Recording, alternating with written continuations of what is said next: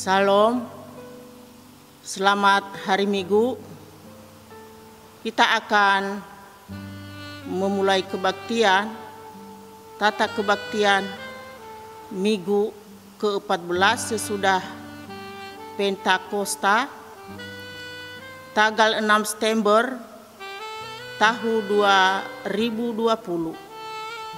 Manusia yang diampuni dan mengampuni. Jemaat diundang saat teduh sejenak.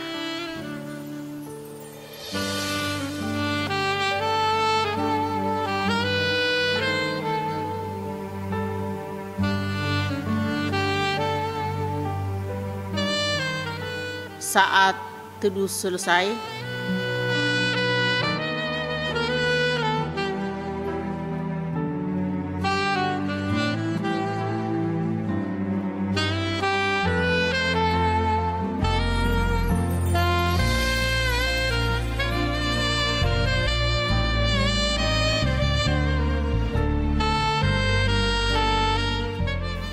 mohon jemaat berdiri.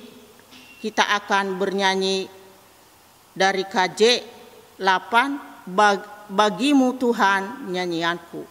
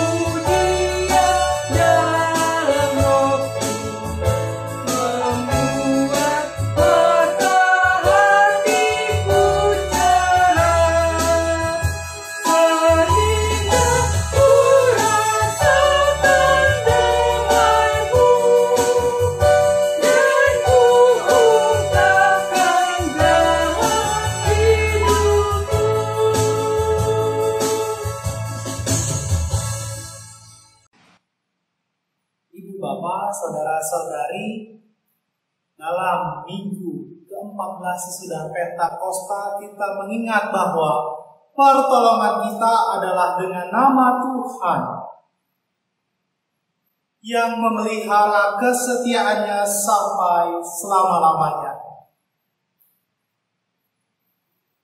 Anugerah dan damai sejahtera dari Allah Bapa, Anak, dan Roh Kudus menyertai kita sekalian.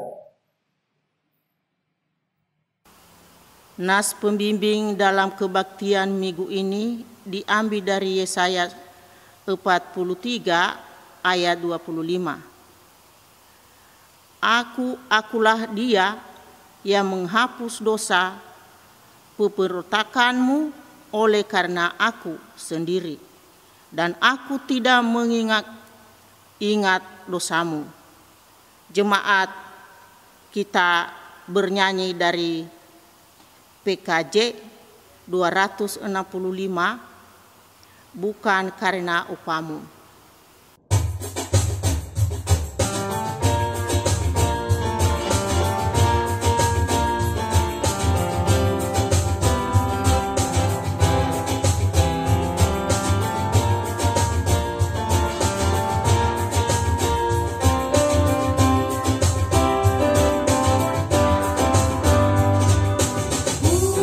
Bukan karena upamu dan bukan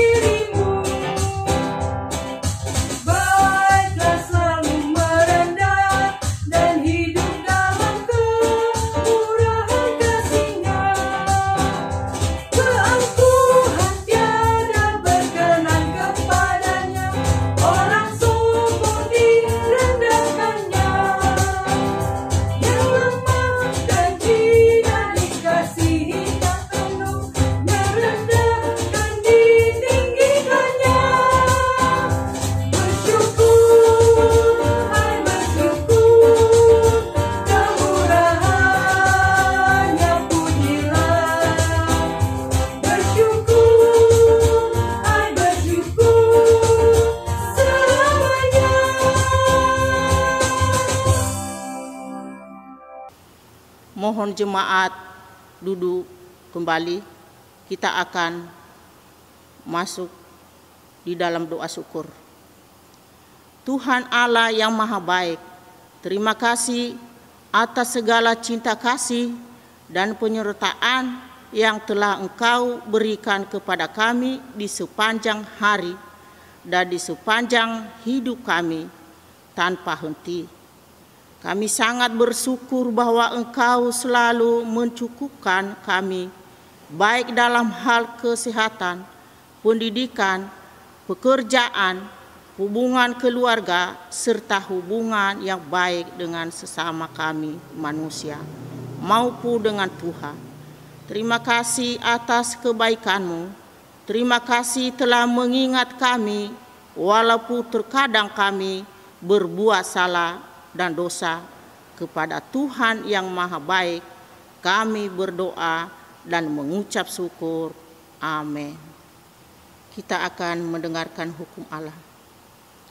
Dengarlah hukum Allah yang terambil dari Yohanes pasal 13 ayat 34 sampai 35. Aku memberikan perintah baru kepada kamu, yaitu supaya kamu saling mengasihi. Sama seperti aku telah mengasihi kamu, demikian pula kamu harus saling mengasihi. Dengan demikian semua orang akan tahu bahwa kamu adalah murid-muridku, yaitu jikalau kamu saling mengasihi. Jemaat, kita bernyanyi dari KJ 33, Suaramu ku dengar.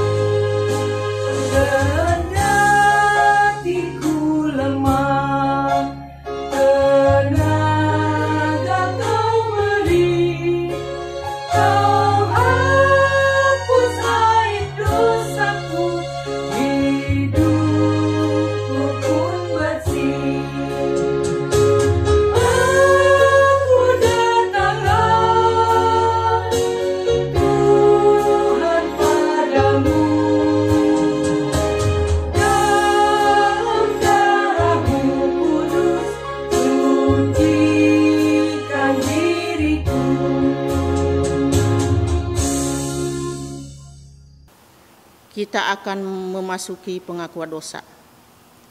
Jikalau kita berkata bahwa kita tidak berdosa, maka kita menipu diri kita sendiri dan kebenaran tidak ada di dalam kita. Jika kita mengaku dosa kita, maka Ia adalah setia dan adil, sehingga Ia akan mengampuni segala dosa kita dan mencucikan kita dari segala kejahatan. Jika kita berkata bahwa kita tidak ada berbuat dosa, maka kita membuat Dia menjadi pendusta dan firman-Nya tidak ada di dalam kita. 1 Yohanes 1 ayat 8 sampai 10. Karena itu, marilah kita mengaku dosa di hadirat Allah kita secara bersama-sama diawali dengan pengakuan dosa pribadi di dalam hati dalam saat teduh.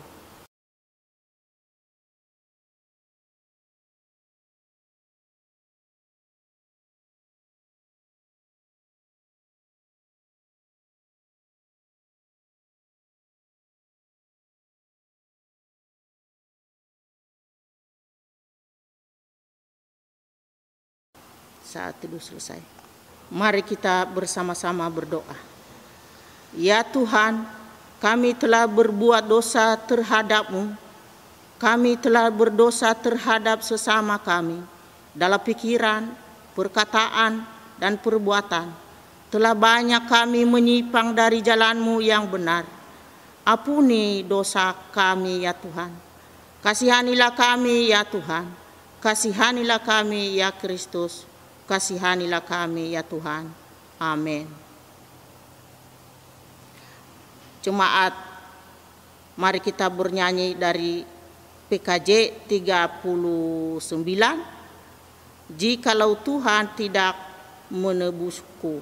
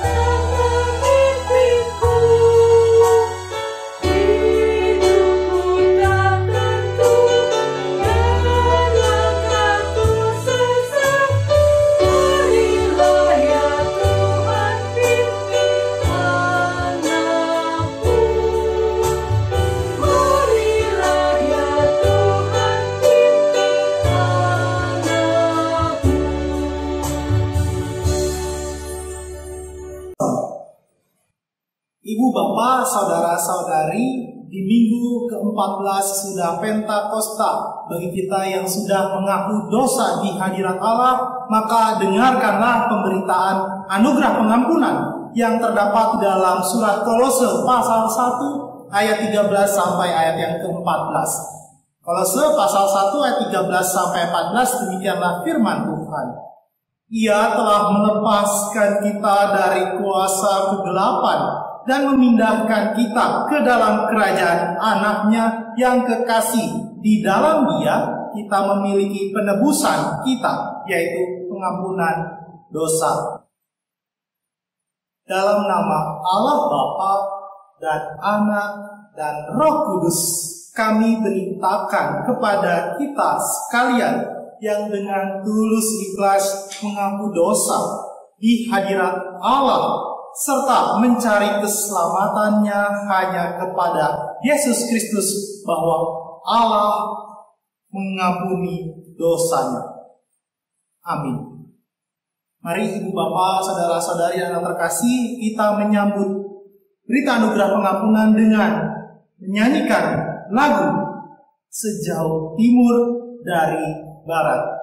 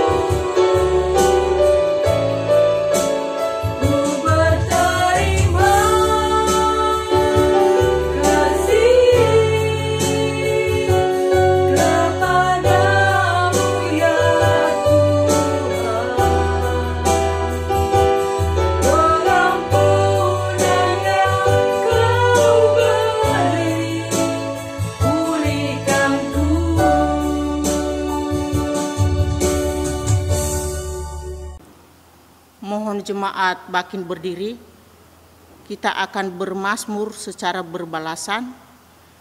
Mazmur 119 ayat 33 sampai 40. Perlihatkanlah kepadaku ya Tuhan petunjuk ketetapan-ketetapan-Mu.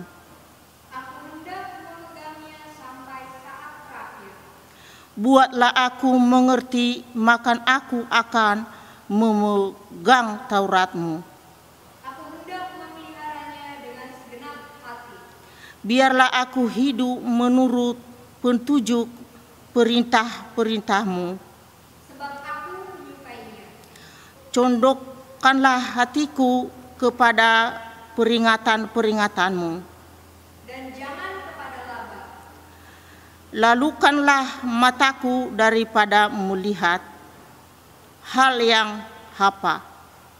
Hidupkanlah aku dengan jalan-jalan yang Kau tunjukkan. Teguhkanlah pada hamba-Mu ini janji-Mu. Yang berlaku bagi orang yang takut kepadamu. Lalukanlah celaku yang menggetarkan aku. Karena hukum-Mu adalah baik. Sesungguhnya aku rindu kepada titah-titah-Mu. Hidupkanlah aku dengan keadilan. Kita bernyanyi dari Hidup Jemaat 48.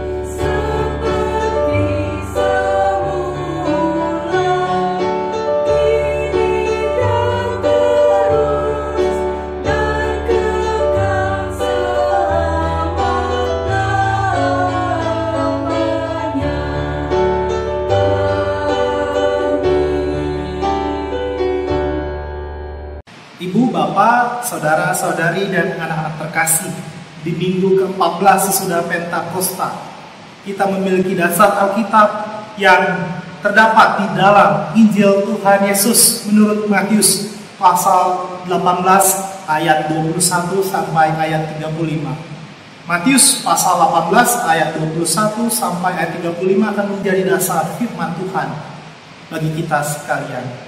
Namun sebelum kita bersama-sama membaca dan merenungkan firman Tuhan, mari kita memohon kuasa Roh Kudus di dalam doa.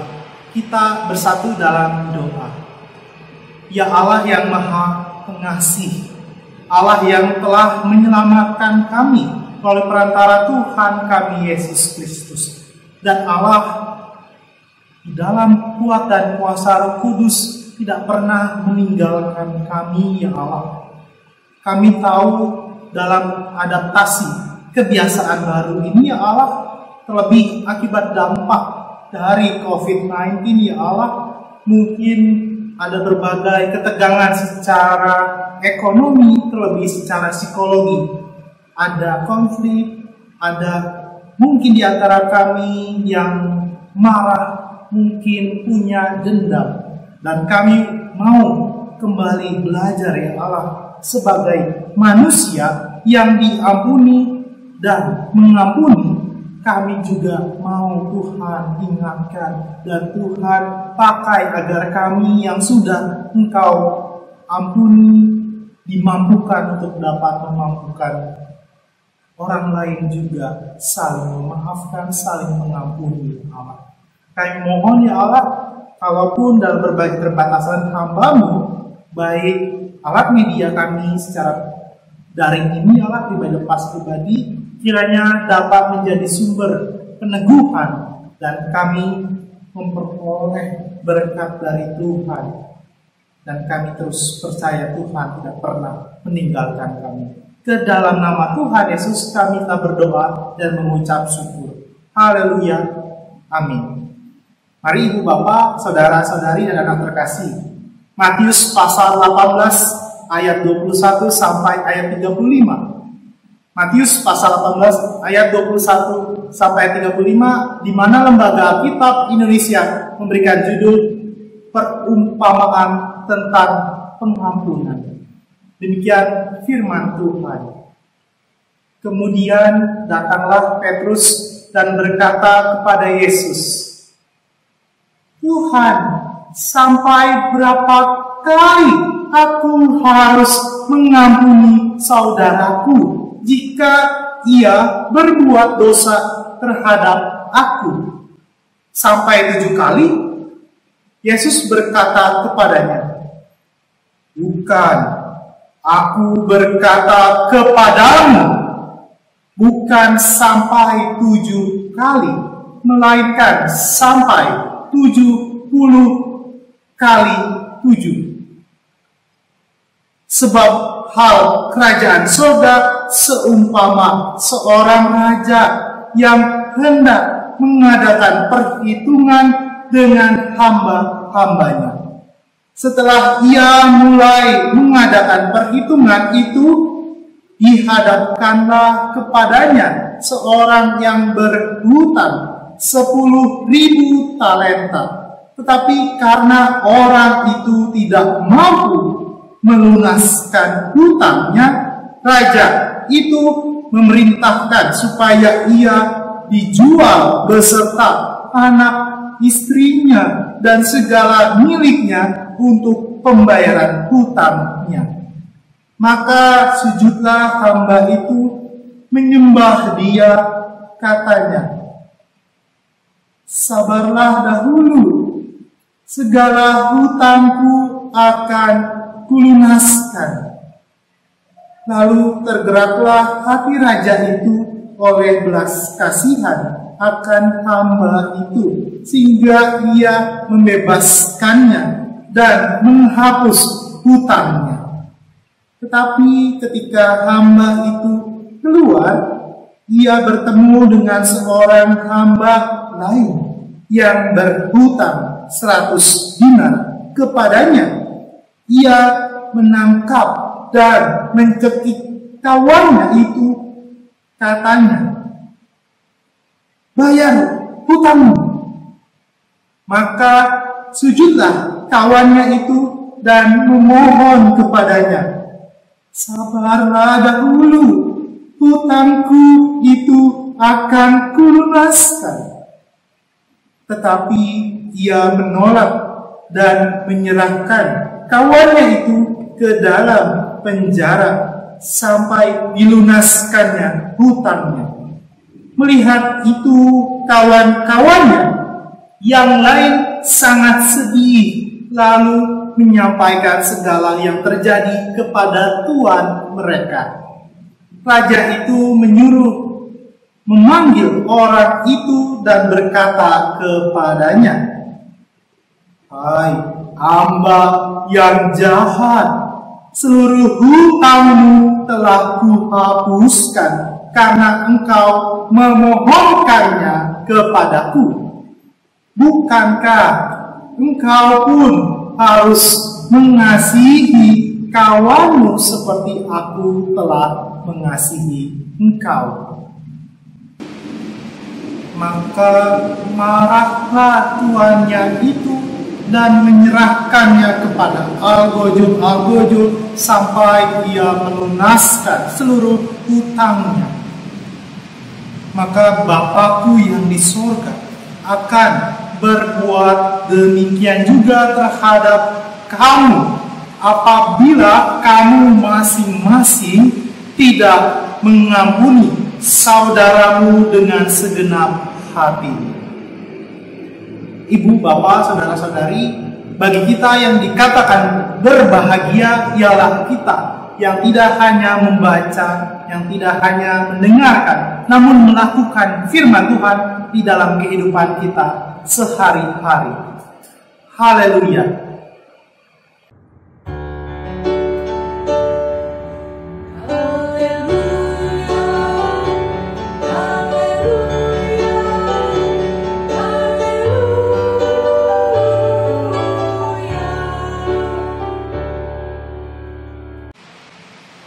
Ibu, bapak, saudara-saudari, dan anak terkasih, jika kita melihat ada angklung di sebelah kiri dan sebelah kanan saya, maka dari itu saya akan menyapa ibu, bapak, saudara-saudari, dan anak terkasih dengan Sampurasun. Nah, tentu selain nuansa angklung,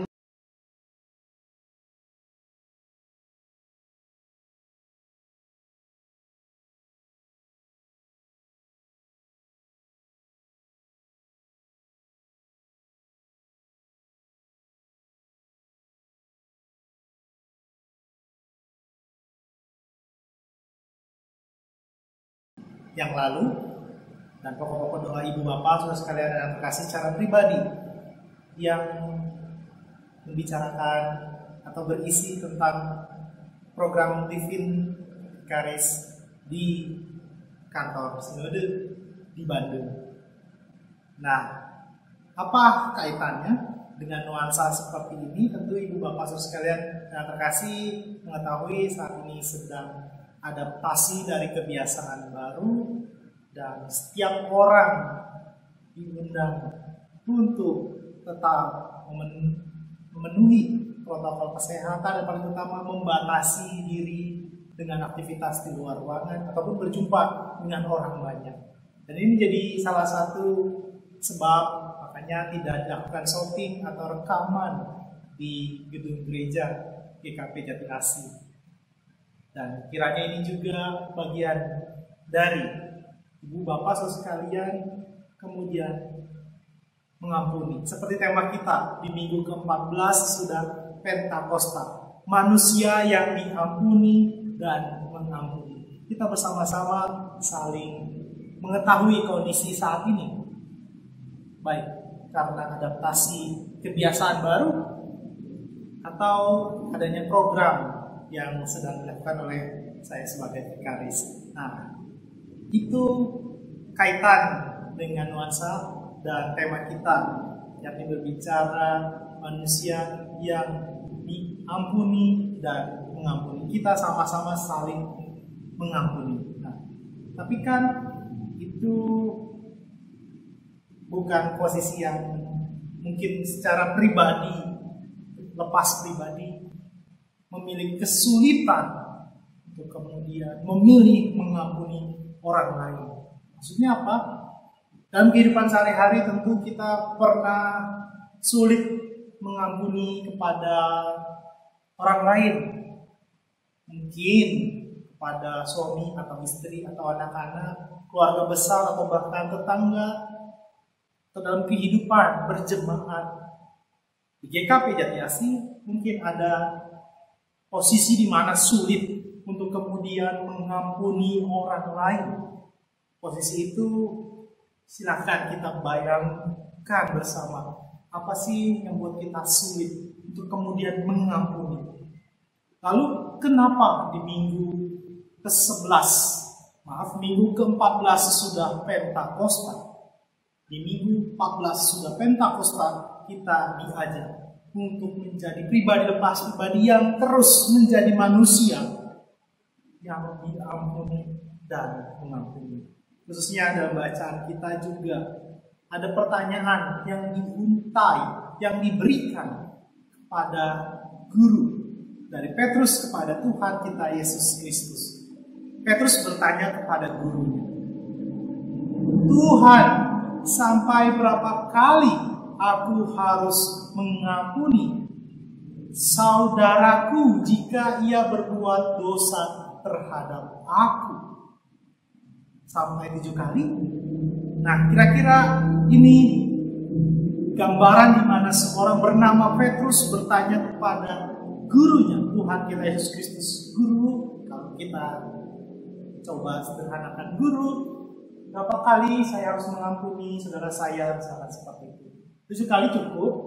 Lalu kemudian Tuhan Yesus menjawab dalam Matius pasal 18 ayat 22. Tuhan Yesus menjawab, bukan, aku berkata kepadamu bukan sampai 7 kali, melainkan sampai 70 kali 7 kali. 70 kali 7 kali. Wah, ada perhitungan secara matematika. 70 kali 7 kali. Wah, kalau secara kalkulasi kita mungkin langsung mendapat jawabannya. yakni sebanyak 490. Apakah sebanyak itu kita harus memaafkan orang lain yang bersalah kepada kita pribadi, pas pribadi? Kalau lebih dari 490 bagaimana? Apakah kemudian kita menjadi dendam, mudah marah, dan lain sebagainya? Tentu tidak. Tentu itu tidak diharapkan oleh sang guru. Nah, lalu apa kaitannya, kenapa ada kalimat atau huruf yang sangat detail? Maksudnya 7, bahkan tidak 70 kali 7. Kenapa ada 2 kalimat tersebut? Baik dari Petrus maupun dari guru Tuhan kita Yesus Kristus. Nah, berbicara tidak sebatas perhitungan, namun ada nuansa ajakan untuk saling memaafkan. Sekali lagi, apakah sebatas 490 kali tadi? Tidak. Tapi di sana Ibu Bapak Saudara kita diajak selaku umat yang sudah diampuni Allah dapat tidak mengampuni orang lain. 490 itu bukanlah hal yang mudah, apalagi dengan orang yang sama. Tentu kita mungkin sudah marah. Kalau bahasa sederhananya mungkin keki, mungkin jengkel. Kenapa dia lagi? Bikin saya kesel. Nah, kita akan lihat sedalam Alkitab lagi dan lagi.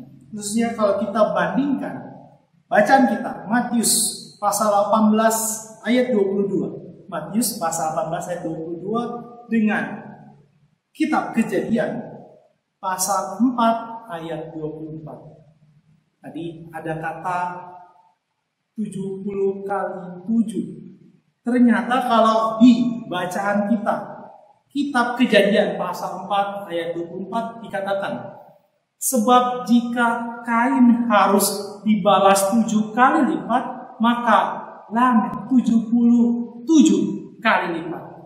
77 kali lipat. Nah, secara grammar, secara kalimat tentu akan membingungkan kalau kita melihat secara interkanonika antar kitab. Maksudnya Kejadian dan Matius. Wah, keduanya sama-sama kitab awal. Kejadian di awal Perjanjian Lama, Matius awal dari Perjanjian Baru. Dua-duanya pernah membahas kata yang nuansanya sama. Angkanya juga sama lagi. Kitab Kejadian tadi 77 kali. Kalau kitab Kejadian pasal 4 ayat 24. Sementara di kitab Matius pasal 18 ayat 22 tadi berapa?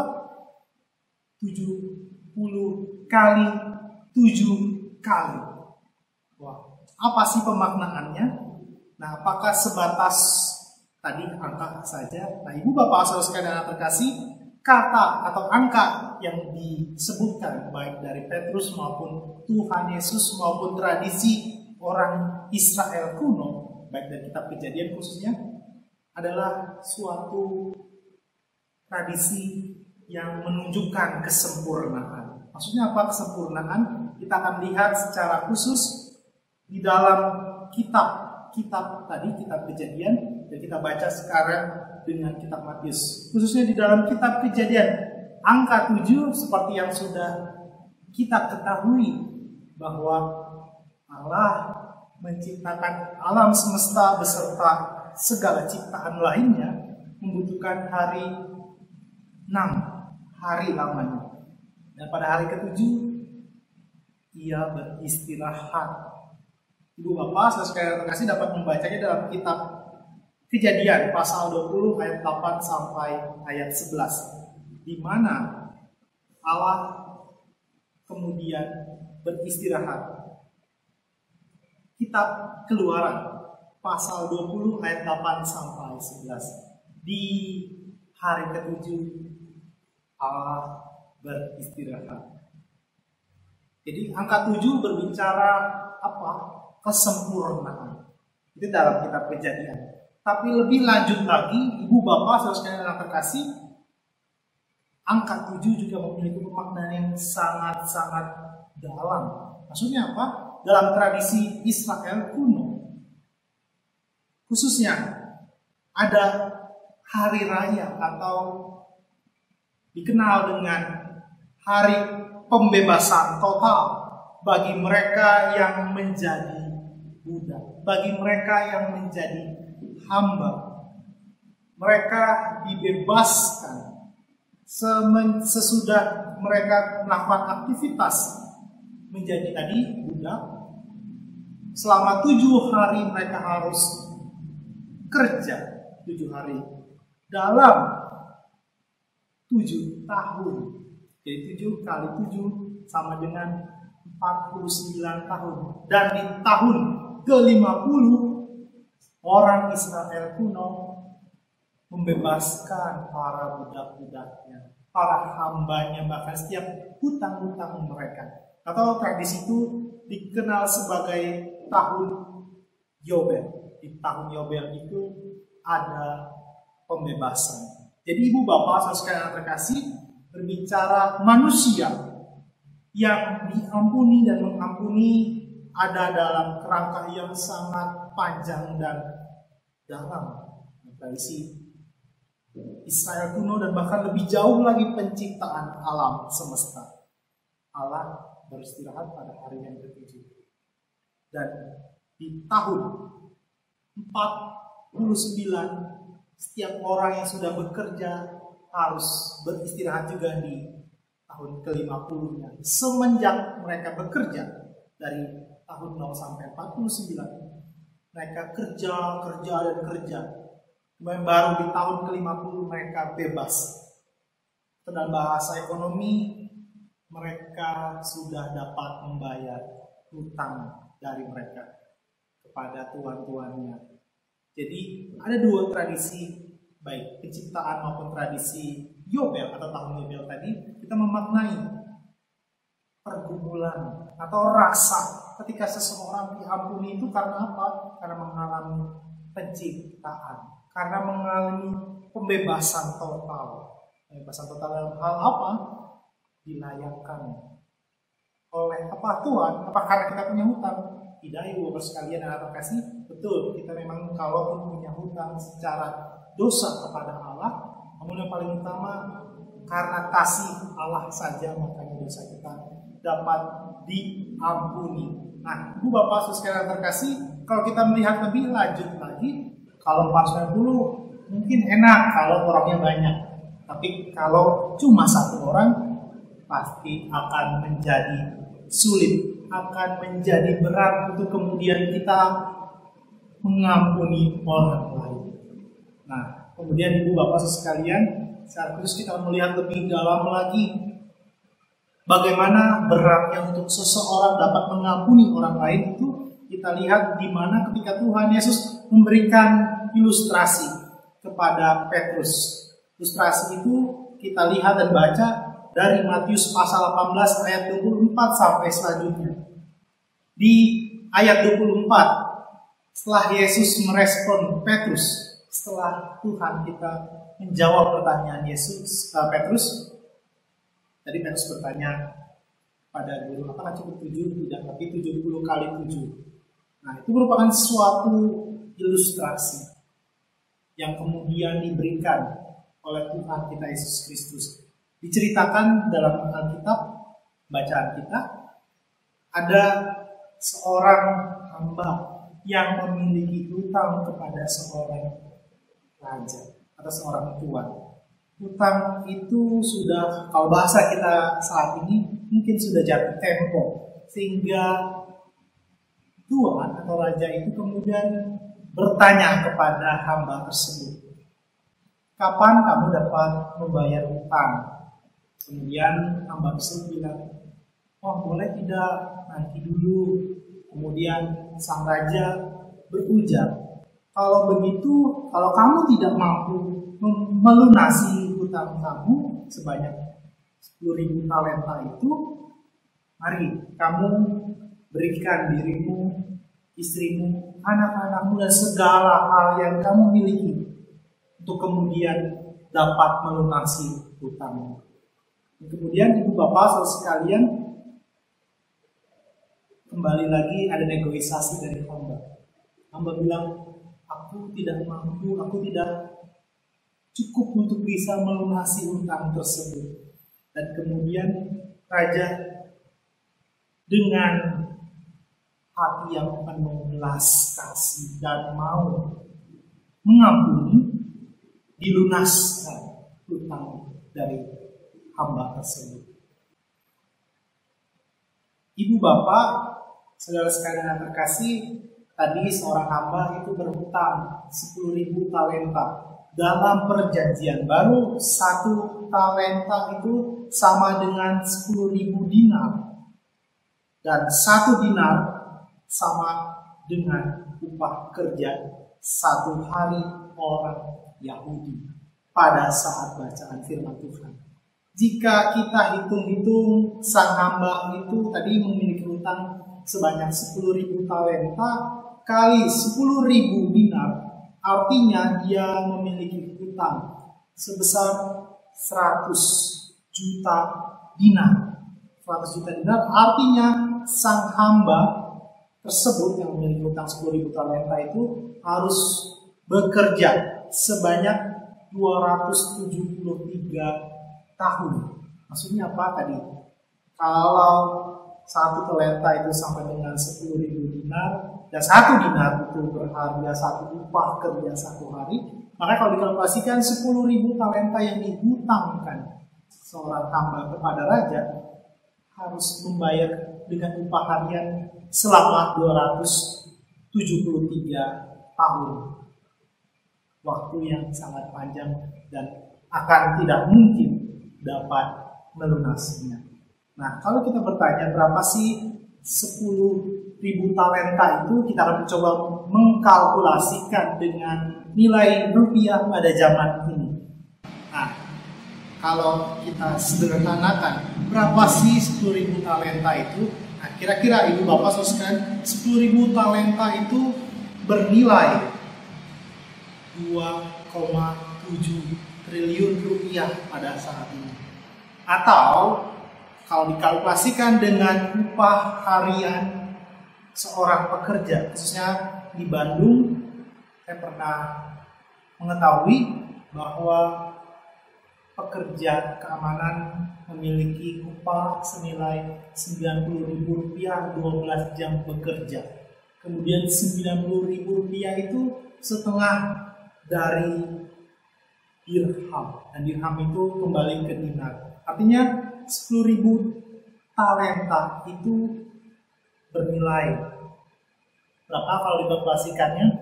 Sebanyak 2,7 triliun. Hutang yang harus dibayar oleh seorang hamba itu kepada tuan atau raja. Sehingga sang raja bilang, ya sudah, kalau kamu gak bisa bayar, ya kamu, sehingga anakmu, bahkan setiap milikmu dijual untuk melunasi. Terus kemudian pasnya tidak sanggup seperti itu, kata hamba. Kemudian rajanya bilang, ya sudah, dengan belas kasihan dan mau hamba itu diampuni sehingga hutangnya menjadi lunas. Jadi kira-kira tadi nilai hutang dari hamba tersebut adalah 2,7 triliun. Diampuni oleh seorang raja tersebut. 2,7 triliun. Wah, itu nilai yang cukup sangat-sangat besar. Itu luar biasa. Tapi ya sudah dimaafkan. Akan tetapi hamba yang sudah diampuni itu hutangnya sudah dianggap lunas itu sebanyak 2,7 triliun, tapi kemudian melakukan hal yang tidak serupa atau tidak sama dengan sang raja. Dia kemudian tidak mengampuni orang lain yang berhutang kepadanya. Kisah ini didengar oleh sang raja. Raja sangat-sangat kecewa.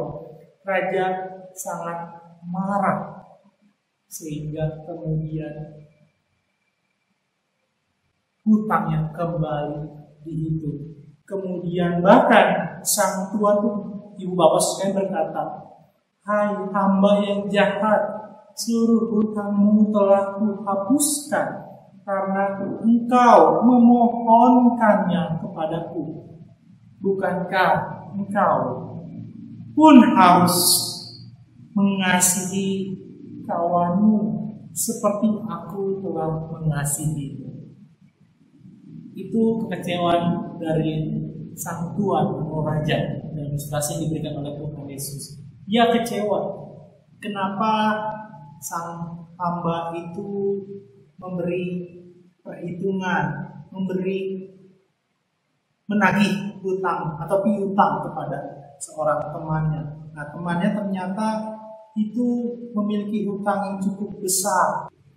Nah, Ibu Bapak Saudara sekalian yang terkasih, kita juga belajar di sana ada pengampunan yang diberikan dari seorang raja kepada hamba namun disalahgunakan. Tapi kita akan fokus kepada pengampunan bisa diberikan melalui belas kasihan, melalui anugerah, melalui kebaikan. Kalau seorang raja demikian dalam ilustrasi yang diberikan oleh Tuhan Yesus kepada Petrus, Tuhan kita pun demikian. Dia melunaskan setiap hutang yang sudah kita buat, hutang yang kita lakukan, baik sengaja atau tidak, karena kita melakukan dosa. Nah, kita belajar, kita sudah diampuni. Lalu apakah kemudian kita dapat mengampuni? Apakah kita sama seperti hamba tersebut yang kemudian ketika sudah diampuni, sudah dimaafkan, tapi tidak mau memaafkan orang lain yang berhutang kepadanya, yang punya salah kepadanya? Kita saat ini di minggu ke-14 sesudah Pentakosta diajak. Memang berat, memang sulit untuk mengampuni orang lain.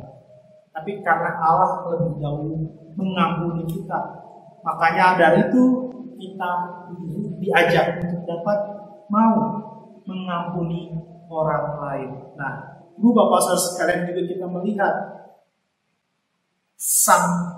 sang raja yang kecewa, sang raja yang marah itu pun kepada seorang hamba itu berkata, "Hai hamba yang jahat, seluruh hutangmu telah kuhapuskan karena engkau memohonkannya kepadaku.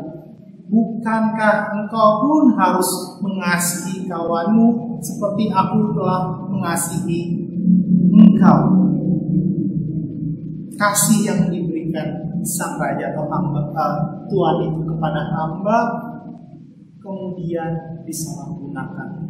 Kita perlu terus belajar dari ilustrasi yang diberikan Tuhan Yesus kepada Petrus. Kita yang sudah diampuni diajak untuk dapat mengampuni orang lain. Berbicara diampuni dan mengampuni bukanlah perkara yang mudah. Kalaupun tadi ada jawaban atas pertanyaan dari Petrus, kita mengetahui apakah perlu memaafkan orang lain sebanyak 70 kali 7 kali atau 490 kita mengampuni orang lain. Tapi pertanyaannya, dapatkah kita mengampuni kepada hanya satu orang saja? Tentu sulit dan tidak mudah, karena butuh 490 kali atau bahkan lebih. Wah, ini orang ini sulit nih untuk kita mengampuni. Tapi teruslah untuk mengampuni mereka, karena kita lebih dahulu diampuni oleh Allah melalui perantara Tuhan kita Yesus Kristus. Di kayu salib Dia mengampuni setiap kesalahan yang kita lakukan. Kita yang sudah diampuni diundang untuk dapat mengampuni orang lain yang sudah melakukan kesalahan, mungkin berkali-kali, mungkin membuat kita dendam dan membuat kita sakit hati. Nah, itu kan sulit, itu kan ide-ide saja atau wacana atau hal yang indah. Tapi Ibu Bapak Saudara sekalian yang terkasih, kisah mengampuni itu juga terjadi. Kisah nyata, khususnya pada tanggal 13 Mei 1981, seorang pemuda Turki bernama Mahmud Ali Agaka menembak seorang di lapangan Santo Petrus. Nah, seperti pertanyaan kita tadi, Petrus bertanya kepada Yesus, kisah nyata ini juga, kalaupun acak, kalaupun random, tapi terjadi nyata. 13 Mei 1981 ada penembakan di lapangan Santo Petrus dari seorang pemuda Turki bernama Mahmud Ali Agaka ke seorang siapa? Paus. Ditembak sebanyak 4 peluru mengenai Paus Yohanes Paulus kedua, 2 bersarang di perut, 2 peluru bersarang di perut, 2 lainnya mengenai jari tangannya. Ada 4, 2 di perut, 2 lainnya di antara jari. Kisah nyata ini apa hubungannya, apa lebih nyata lagi, apa yang dapat kita pelajari di sana? Kita dapat melihat nanti di internet atau mencari tahu lebih dalam lagi. Ternyata ibu bapak saudara sekalian yang terkasih, Mahmud Ali Agaka ini menerima bayaran sebesar 1,25 juta dolar Amerika Serikat untuk menembak Paus Yohanes Paulus kedua. Selanjutnya, apakah Paulus marah? Ya, dia kan tokoh terhormat di kalangan saudara kita Katolik. Manusianya tentu ada, tapi dia mengampuni Mahmud Ali Agaka kalaupun ditembak di perutnya dan di tangannya di lapangan Santo Paulus tadi. Dia mengampuni, bahkan Paus Yohanes kedua itu bahkan ada interaksi lebih lanjut lagi. Ketika dia sudah mengampuni, tindakan itu ada kegiatan lebih dalam lagi, bukan kegiatan yang pasif. Asema cuma mengampuni, selesai, tidak. Tapi ada tindakan terlepas dari kata-kata, tapi dia berbuat lebih nyata lagi. Maksudnya apa? Khususnya Paus Yohanes Paulus II ini pernah datang kepada keluarga dari Ali Agaka yang hendak membunuh dirinya. Bahkan pada tahun 2005, di saat Paus Yohanes Paulus II ini terbaring sakit, Ali Agaka mengirimkan surat dan mendoakan Paus agar cepat sembuh. 2005, Paus sakit dan didoakan oleh Agaka. Paus Yohanes Paulus kedua juga pernah bertemu dengan Ibu Ali Agaka pada tahun 1987 dengan ibu orang yang pernah menembaknya di perut dan di tangan.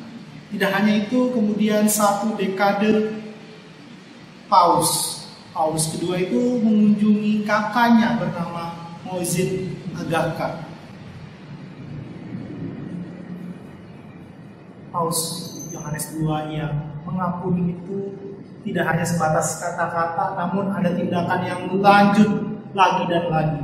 Ia tetap berkomunikasi, tidak hanya sekata maaf, tidak sebatas itu saja. Mengampuni adalah tindakan nyata yang berkelanjutan.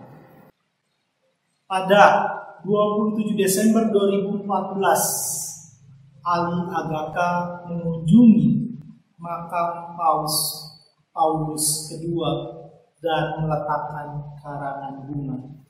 Jadi ketika kita mengampuni orang lain yang sudah berbuat salah, atau memiliki hutang, kita kemudian menghadirkan damai. Dan ketika ada damai itu, di sana adalah relasi, ada ikatan seperti Paus kedua dengan ahli agama. Mereka terus berkomunikasi, mereka terus saling mendoakan, bahkan saling mengunjungi. Tadi Paus kepada ibu dan bahkan kakaknya, sementara ahli agama ketika datang ke makam Paus kedua bahkan menaruh bunga. Ketika kita mengampuni orang lain merasakan damai. Memang berat, memang sulit, memang tidak mudah. Tapi ingat, kita sudah diampuni oleh Allah. Diundang untuk dapat mengampuni orang lain yang berbuat salah kepada kita. Dan khususnya kita juga memiliki pengingat dalam nas pembimbing pada minggu ke-14 sesudah Pentakosta. Nas pembimbing kita yang terdapat di dalam kitab Yesaya pasal 43 ayat 25. Yesaya pasal 43 ayat 25, demikian firman Tuhan. Akulah dia yang menghapus dosa pemberontakanmu, oleh karena aku sendiri dan aku tidak mengingat-ingat dosamu. Seperti itu nas pembimbing kita dalam minggu ke-14 sudah Pentakosta. Allah tidak mengingat-ingat dosa yang pernah kita lakukan. Lebih dalam lagi, bacaan kita Matius pasal 18 ayat ke-35. Matius pasal 18 ayat 35, maka Bapakku yang di sorga akan berbuat demikian juga terhadap kamu apabila kamu masing-masing tidak mengampuni saudaramu dengan segenap hatimu. Maksudnya apa? Allah memang Maha Kasih. Dia tidak menghitung-hitung. Tapi ketika kita melakukan perhitungan kepada orang lain, lihat, kita pun akan dihitung kembali atas setiap dosa, atas hutang keselamatan yang sudah diberikan oleh Allah. Atas anugerahnya itu, mampukah kita dapat mengampuni orang lain? Tentu tidak lagi dan lagi akan selalu seperti itu. Tapi ingat, berapa kali pun orang berbuat salah, kita diajak untuk mengampuni mereka karena kita lebih dahulu diampuni oleh Allah. Kiranya kita tetap terus memenuhi panggilan orang percaya sebagai manusia yang sudah diampuni, dapat mengampuni orang lain yang telah berbuat salah kepada kita. Tuhan Yesus memberkati kita. Amin. Mohon jemaat makin berdiri. Kita akan mengaku iman kita di hadapan Allah. Aku percaya kepada Allah, Bapa yang Maha Kuasa, halilangi dan bumi, dan kepada Yesus Kristus, anaknya yang tunggal Tuhan kita, ia dikandung daripada Roh Kudus, lahir dari anak darah Maria, yang menderita di bawah pemerintahan Pontius Pilatus, disalibkan, mati dan dikuburkan, turun ke dalam kerajaan maut. Pada hari yang ketika bangkit pulang di antara orang mati, naik ke sorga, duduk di sebelah kanan Allah, Bapa yang Maha Kuasa, dan akan datang dari sana untuk menghakimi orang yang hidup dan mati. Aku percaya kepada Roh Kudus, gereja yang kudus dan am, persekutuan orang kudus, pengampunan dosa, kebangkitan daging, dan hidup yang kekal. Amin. Jemaat, mohon duduk kembali. Marilah kita memberikan persembahan dengan mengingat firman Tuhan 1 Tawari pasal 16 ayat 29. Berilah kepada Tuhan kemuliaan nama-Nya, bawalah persembahan dan masuklah menghadap Dia. Sujudlah menyembah kepada Tuhan dengan berhiaskan kekudusan. Sambil mengumpulkan persembahan, kita akan bernyanyi PKJ 149, ucap syukur pada Tuhan.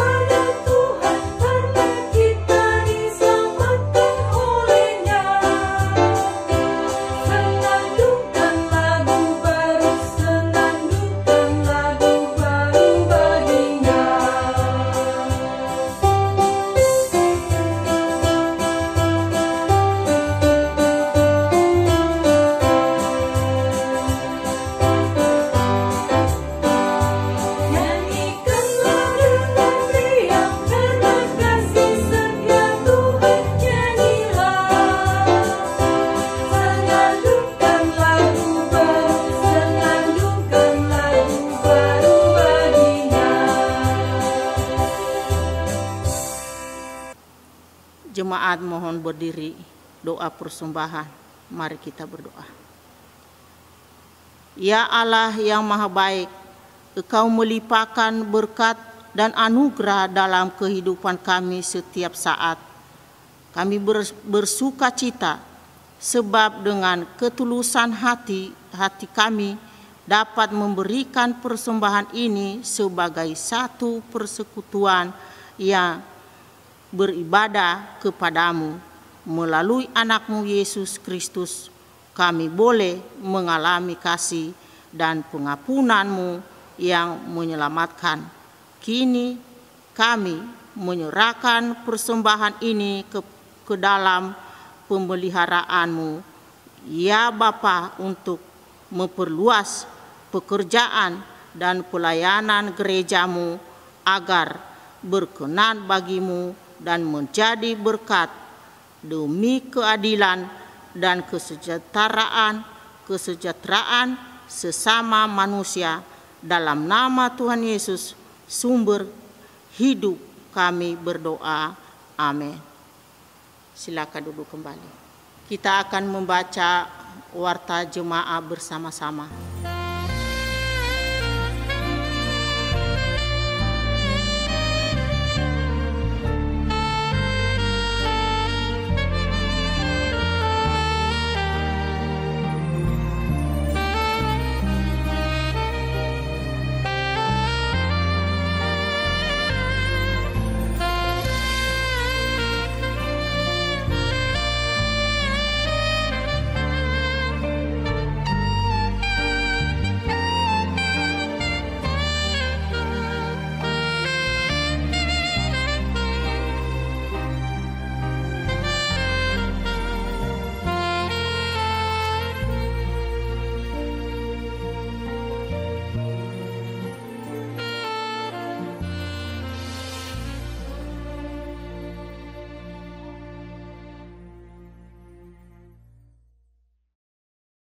Mari Ibu, Bapak, Saudara-saudari, dan anak kasih, kita bawa setiap pokok-pokok doa kita secara pribadi dan doa siapaan. Mari kita bersatu di dalam doa. Kita berdoa. Allah yang maha mengasihi, Allah yang mengasihi kami melalui Tuhan kami Yesus Kristus, Allah yang sudah mengampuni kami. Kalaupun kami selaku umat berdosa, telah Engkau mengampuni, telah Engkau tebus dosa kami. Kami mau, ya Allah, menjadi pribadi lepas, pribadi yang sudah diampuni, dapat mengampuni orang lain. Tentu bukan hal yang mudah, tentu tidak sebatas 70 kali 7 kali kami mengampuni orang lain, namun kami dapat mengampuni mereka dengan tidak terbatas. Melalui kuasa dan penguatan Roh Kudus kami dapat mengampuni mereka, karena kami lebih dahulu Engkau ampuni. Ya Allah yang maha baik, tentu bukan hal yang mudah, tapi kami percaya kuasa Roh Kudus selalu mengingatkan kami. Dan kami tahu ya Allah, Engkau bukan Allah yang mengingat-ingat akan setiap kesalahan, akan setiap dosa kami ya Allah. Namun ketika kami tidak dapat mengampuni orang lain, kami kembali mengingatkan Engkau Allah yang dapat melakukan perhitungan, karena kami tidak dapat merespon kasih yang telah Engkau berikan. Maka dari itu kami pribadi mau tetap Tuhan pakai untuk menjadi manusia yang diampuni dan mengampuni. Di minggu ke-14 sudah Pentakosta dan minggu-minggu berikutnya ya Allah. Secara khusus ya Allah yang maha baik, kami membawa di dalam doa pokok-pokok doa kami secara pribadi. Kami mendoakan untuk orang tua, untuk saudara-saudara kami yang dalam kelemahan tubuh akibat sakit.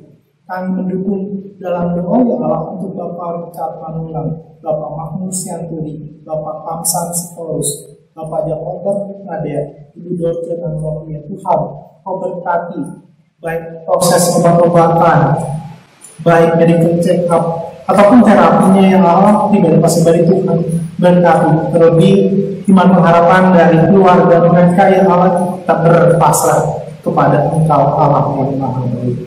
Ya Allah yang maha baik, kami juga mengingat akan orang tua atau akan saudara-saudara kami yang Tuhan telah tambahkan usia.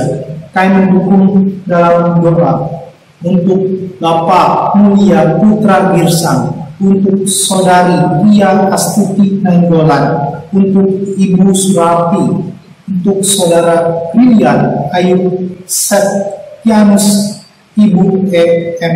Napitipulu, Ibu Heti Baktian, untuk Ibu Maria Swamojo, untuk Ananda Argando Batara, Ananda Giovanni Jericho Girsang, Saudari Felicia Rizky Putri Pur, Saudari Estetika Alfani DG Siwabesi. Tuhan berkati kami mengimani Allah dan saja pertambahan usia, Tuhan menambahkan kesehatan, menambahkan prestasi dalam pekerjaan, dalam pendidikan yang mereka lalui, terutamanya dijauhkan dari sakit penyakit dan mara bahaya apapun. Allah yang maha baik, kami juga mendukung dalam doa ya Allah untuk dua keluarga di anggota jemaat GKP Jatikasih. Kami mendukung dalam doa. Kami berdoa ya Allah untuk keluarga Bapak Jeffrey Ferdinand dan keluarga Bapak Jeffrey Pesaya. Tuhan berkati baik mereka sebagai suami, sebagai istri, bahkan anak-anak. Tuhan selalu jaga, dijauhkan dari mana bahaya penyakit apapun, dan selalu berberkat-berkat Tuhan yang terselenggara dalam kehidupan mereka pribadi, lepas pribadi. Allah yang maha baik, kami juga mendukung dalam doa untuk pelayanan, untuk kehidupan berjemaat di GKP Jati Asih. Kami mendukung dalam doa untuk Ibu Pendeta Adolfina, untuk segenap para penatua di kemajelisan GKP Jati Asih, pengawas kebenaran jemaat, untuk Komisi Pembantu setempat TK Kristen Pasundan Jati Asih, dan guru-guru TK ya Allah. Dan kami berdoa untuk setiap komisi juga ya Allah, baik kategorial maupun non kategorial. Tuhan berkati lagi dan lagi. Allah yang maha baik, kami juga mengucap syukur. Kalaupun saat ini kami masih beribadah daring, kami bersyukur ya Allah, Tuhan telah pakai baik tim multimedia, baik tim KLMG, dan setiap perwakilan dari penatua juga Tuhan berkati lagi dan yang mereka lakukan ya Allah. Ya Allah yang maha baik, kami juga mendukung dalam doa untuk setiap pekerjaan kami pribadi, lepas pribadi ya Allah. Mungkin juga ada di antara kami yang merindukan pekerjaan, merindukan ada kedamaian, tidak ada konflik di antara kami. Lebih ada kami yang merindukan makna kehidupan, merindukan buah hati, dan berkat-berkat lain yang Tuhan berikan. Tuhan mengimani waktu Tuhan indah pada waktunya. Ya Allah yang Maha Baik, kami juga mendukung dalam doa untuk Bapak Presiden Joko Widodo hingga para negara yang paling terkecil ya Allah. Terlebih dan khusus juga ya Allah untuk tenaga medis baik dokter, baik tenaga perawat dan setiap orang di bidang kesehatan ya Allah. Ataupun mereka yang berada di tenaga keamanan ya Allah, baik tentara, baik kepolisian. Nah, kalau negara lainnya Tuhan berkati lagi dan lagi kami dapat memenuhi protokol kesehatan. Kami dapat memenuhi setiap tugas panggilan kami pribadi lepas pribadi Tuhan pakai lagi dan lagi. Ya Allah yang Maha Baik, kami juga berdoa untuk setiap orang yang sedang bergumul akibat dampak virus corona ya Allah, bagi pasien baik PDP maupun suspek, atau bahkan ya Allah mereka yang kehilangan dari anggota keluarganya akibat meninggal ya Allah, Tuhan berikan penghiburan dan Tuhan hadirkan berkat dalam kehidupan mereka pribadi dan pasien pribadi. Hal yang baik kami juga mendukung dalam doa agar tidak terjadi bencana alam di Indonesia ini ya Allah. Ya Allah, kiranya Indonesia tetap terjaga harmonis, tidak ada intoleransi umat beragama. Lebih kami dapat gotong royong saling menguatkan dan menghiburkan dapat melalui COVID-19 ini ya Allah. Sekaligus kami juga berdoa ya Allah, baik untuk majelis sinode, badan-badan pelayanan dan bahkan para pendengar itu sih Allah, kami mendukung dalam doa untuk setiap orang yang memenuhi panggilan mereka pribadi, Tuhan berkat dan jaga lagi dan lagi ya Allah. Kami juga berdoa ya Allah untuk setiap harapan yang terucap di hati dan pikiran kami pribadi. Dan kalau kami tahu ya Allah, doa yang kami ucapkan di hati dan pikiran kami jauh daripada sempurna, kami mau menyempurnakannya seperti doa yang Tuhan Yesus ajarkan kepada kami. Demikian kami berdoa. Bapa kami yang di surga, dikuduskanlah namamu, datanglah kerajaan-Mu, jadilah kehendakmu di bumi seperti di surga. Berikan kami pada hari ini makan kami yang secukupnya, dan ampunilah kami atas kesalahan kami, seperti kami mengampuni yang bersalah kepada kami. Jangan bawa kami melakukan cobaan, tapi lepaskan kami daripada yang jahat, karena Engkau yang punya kerajaan dan kuasa dan kemuliaan sampai selama-lamanya. Amin.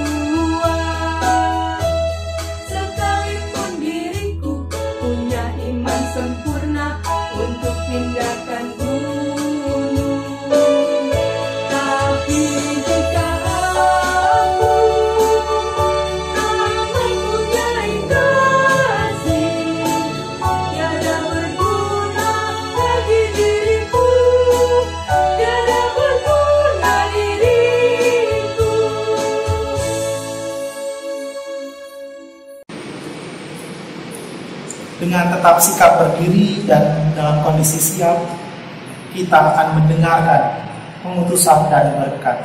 Maka dari itu, pergilah dalam damai sejahtera, dan lakukanlah firman Tuhan. Kita sebagai manusia yang sudah diampuni oleh Allah melalui perantara Tuhan kita Yesus Kristus, terpanggil untuk dapat mengampuni orang lain yang sudah berbuat salah kepada kita. Berapapun mereka berbuat salah, kita diundang untuk dapat memaafkan mereka, karena kita sudah diampuni lebih dahulu oleh Allah akibat dosa-dosa kita yang kita lakukan berkali-kali, baik sengaja maupun tidak. Maka dari itu, sebagai pribadi lepas pribadi yang sudah diampuni oleh Allah, selamat mengampuni orang lain yang sudah berbuat salah kepada kita. Begitu kita juga memohon berkat dari Tuhan. Terimalah berkat dari Tuhan. Kasih karunia Tuhan Yesus Kristus dan kasih Allah dan persekutuan Roh Kudus menyertai kita sekalian. Amin.